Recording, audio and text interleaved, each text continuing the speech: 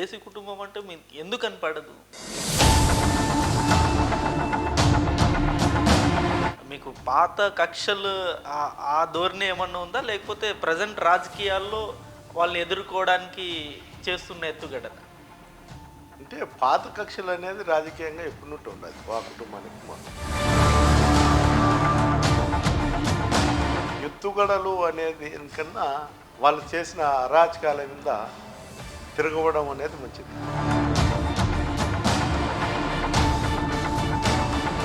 మీరు వాళ్ళ ఇంటి మీదకి వెళ్ళడం, ఇవన్నీ ఏదో గొడవలు క్రియేట్ చేయడం, ఇవన్నీ చూస్తూ ఉంటే అంటే మళ్ళీ ఈ పాత రాజకీయాలు లేకపోతే పాత ఫ్యాక్షనిజం ఇవన్నీ మళ్ళీ మొదలవుతున్నాయి తాడిపత్రులు అన్న వాతావరణం అనేది క్రియేట్ అవుతుంది. కొన్ని అసత్య ఆరోపణలు అవి చేస్తా ఎందుకు చేస్తున్నామని మాట్లాడి అంతకుమించి గొడవ పడ్డానికి కాదా? వాటికి పోయినాక అక్కడ పరిస్థితులు ఏ విధంగా ఉంటాయో నాకు తెలుసు. కానీ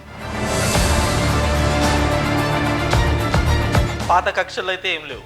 అవసరం నిమిత్తం రావచ్చేమో, కానీ వచ్చినప్పుడు అయితే దాన్ని ఫేస్ చేయకైతే తప్పదు.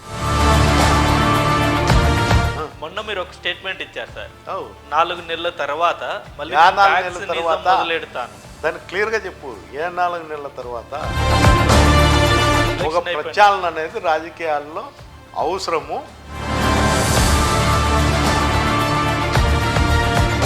మేము కత్తి తీసుకొని చంపుతా అని చెప్పలేదే. కానీ బయట ప్రొజెక్ట్ అయితే మాత్రం మీరు మళ్ళీ 4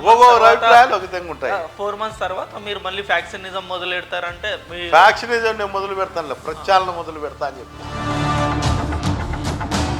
సో మరి ఫ్యాక్షనిజం మొదలెట్టే ఆలోచన అయితే ఇంకా స్టిల్ ఉంది మైండ్లో? లేదు, అది అవసరం నిమిత్తం. ఇప్పుడు నిన్ను ఎవరైనా కొడతారు, నువ్వు తిరగబడకోకుండా నెట్టుకుంటావా? తిరగబడతాం. మళ్ళీ తిరగబడను అని నువ్వేం చెప్పగలుగుతావా?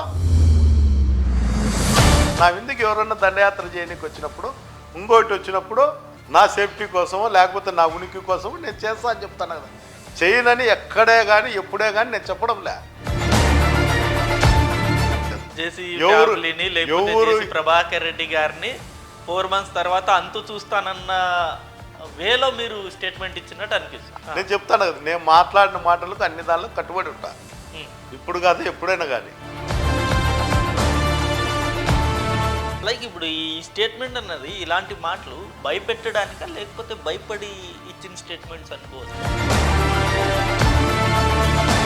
నేను భయపడే ఇచ్చిన అనుకోండి, లేకపోతే భయపెట్టాకే ఇచ్చిన అనుకోండి. ఇప్పుడు మీ 2 కుటుంబాల మధ్య వైరం ఎప్పుడు ఆగొచ్చు అంటారు? ఈ గొడవలు ఎప్పుడు ఆగుతాయి? కాంట్రవర్సీ ఎప్పుడు ఆగుతుంది? మీరే పోయి మాట్లాడండి. అతను ఎప్పుడు ఆగుతుందంటే అప్పుడు ఆగిస్తుంది.